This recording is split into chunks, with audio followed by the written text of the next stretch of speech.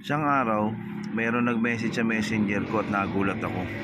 Meron daw akong ginawa no November pa ay nag-usok, pero ngayon ay Pebrero na. So sa akin palagay, baka nagkamali ako ng gawa. So sabi ko sa may-ari, dali na lang niya dito sa shop. Walang problema ko, yan ay back job ko, tinatanggap ko yan. So ito naging combo namin sa messenger. Ito nga pala nakasulat sa message niya, kaya medyo nakinabahan din ako. So yan, nireplyan ko siya at pinapunta ko siya na maagap sa shop para ayusin kasi nasa malayong lugar din siya. Dayo siya para sa akin.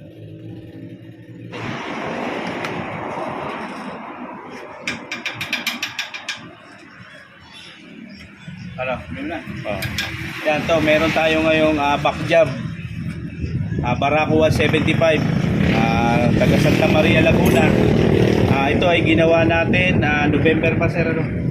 November namin ginawa to, pinaltan namin ng piston ring, tapos pinaltan din namin ng valve seal kasi medyo nag-uusok na nun. So pagdating ng mga ilang araw, hindi pa rin nawala yung pag-uusok. Pero pinaltan natin siya ng original na valve seal at saka ng piston ring. So inobserbahan pa rin natin, baka kasi kako yung natitira lang na langis sa tambutso, baka posibilidad na nag-uusok, ano. Tapos pinalinis natin kay sir yung kanyang air filter.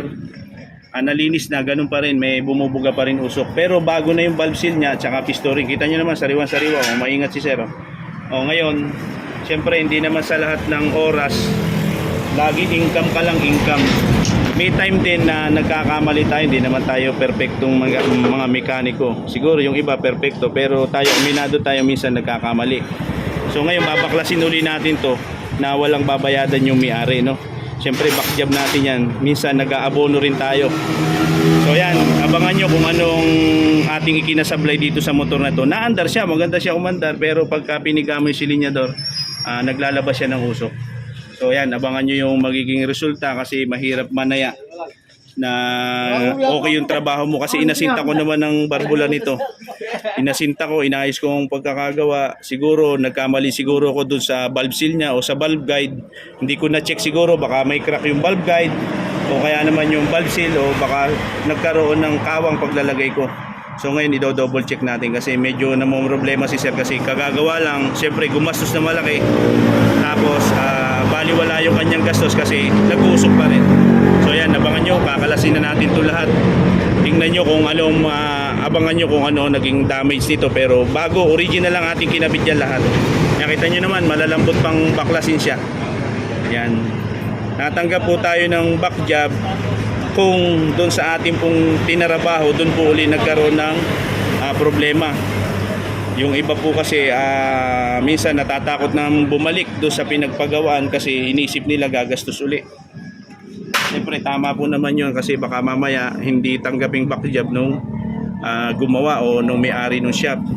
Ito po talaga pong ito ay back job natin kasi yung pong ating ginawa, yung po yun nausok.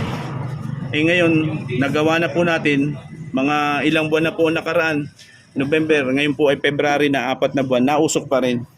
So yan, atin pong bubuklatin na uli ng panibago kasi mahirap po kasi pag nausok, nag-uubos yun ng langis. Pag nalibang po yung may-ari, may posibilidad pong kumatok.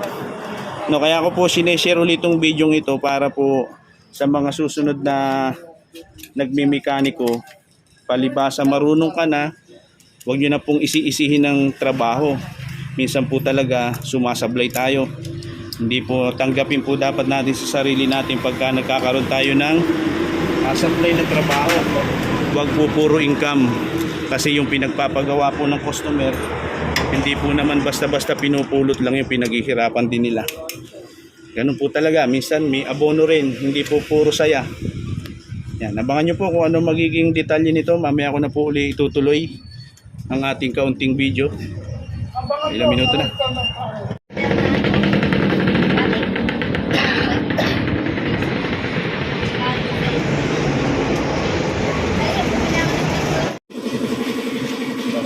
Babayaran, mas malaki kitain natin.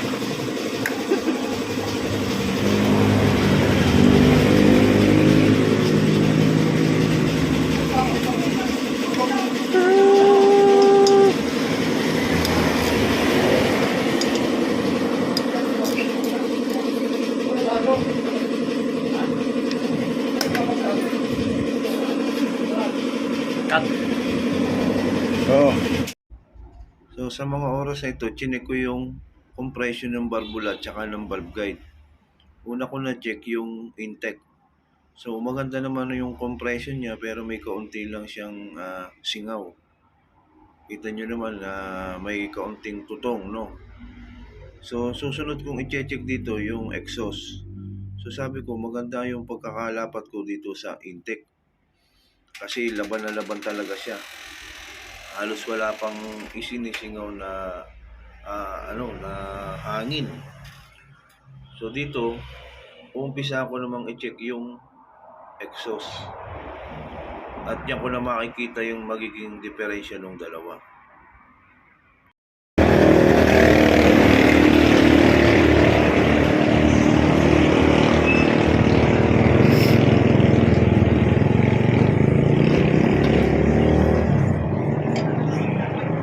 Okay na. Okay. So yun, makita nyo. Isasampul ko tong intake. Kasi sinukat ko din yung valve seal. Wala namang problema yung valve seal. Good naman yung valve seal. Hakab na hakab. So makita nyo yung intake. Pag ginagalaw ko tong barbula, kita nyo hindi malang siya nagalaw. Kahit ugay mo, 0-0. Pero pag nilagay ko riyan dito sa exhaust, nakita nyo yung exhaust. Yan, ilapit mo nga bis sa konti. Kita mo, mapapansin nyo galaw na. Ibig sabihin luwag na yung valve guide, kaya siya nag-uusok pag naka-minor kasi pinapasukan ng langis, gumagalaw. Hindi na siya 0-0. Hindi katulad ditong intake 0-0. Yan, kita nyo ha, ayan, 0-0 yan, wala kang maanong uga. Ibig sabihin swabe. Ngayon inobserba natin, kumuha tayo ng original na barbula. Baka pwedeng barbula lang ang ating paltan. Kumuha tayo bago yan, no? Ngayon pag sinuot natin siya, yan, kita nyo, dire-diretso lang ha. Tapos pag inuga, may clearance pa rin siya. Yan, kita nyo.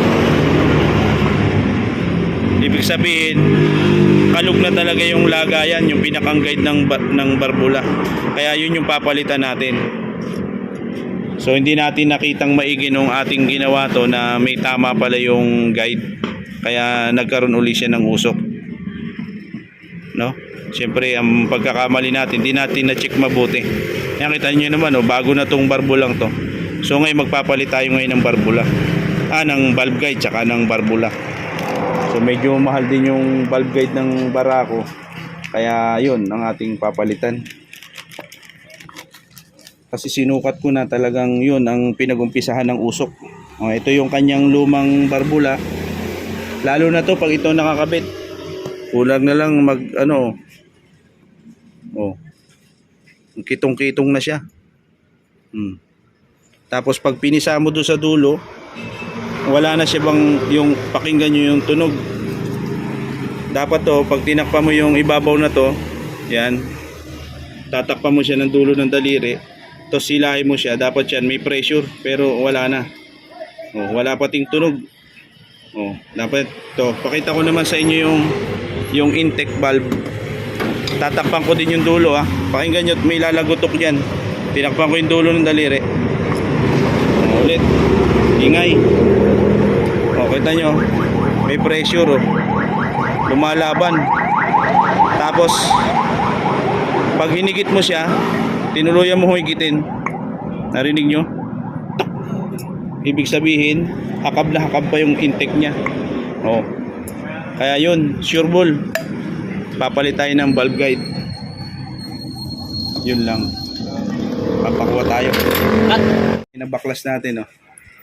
Yan po yung valve guide na tinatawag. Tatanggal na natin. Tapos ito na po yung bago. Nakakabit na uli. Hindi ko napakita sa inyo kung paano baklasin. Pero kung di pa kayo marunong magbaklas, dalhin nyo na lang sa machine shop. Alam sa machine shop kung paano baklasin yan tsaka ikabit. Nasusunod, gagawa tayo ng video kung paano magbaklas niyan. Ito, pakita natin sa inyo yung bago. Yan, kanina walang tagutok, ngayon meron na. Pag binubunot mo, Oh, rinig nyo? Yun yung bago. Tapos, kabitan na natin ng bagong valve seal. Orig hindi. Urig. Oh, ayan ang parts number para walang kasala-sala. Ayan, okay na uli. Mamaya na uli.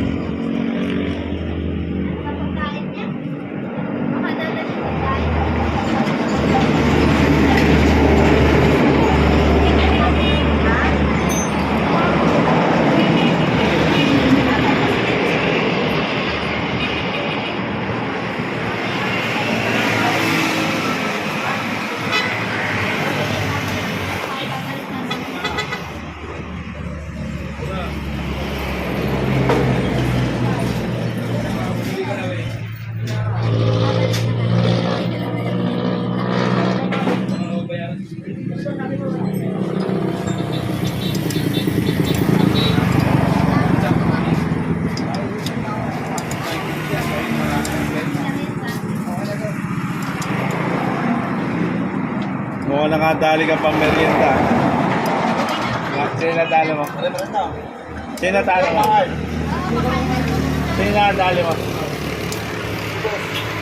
Boss.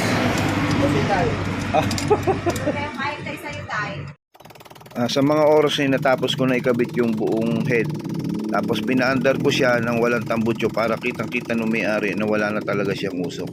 Kasi oras na ikabit mo yung tambutso niyan, magkakaroon pa yun ng usok kasi may tirang langis. Ito tayo. Sir, ito lang ang ano ha. Ang pinabayaran ko lang sa inyo, sir, yung Ito lang. yung valve guide at saka yung barbola kasi yun ang naging defective. Tapos yung the rest na gasket, valve seal, akin na yun, sagot ko na sa labor. Basta yun lang, yung dalawang napadagdag lang. Ano, hindi natin nakitang maigi. Okay lang, walang problema. Kaya hanggang dito na lang po at maraming salamat sa inyong panonood. Salamat po.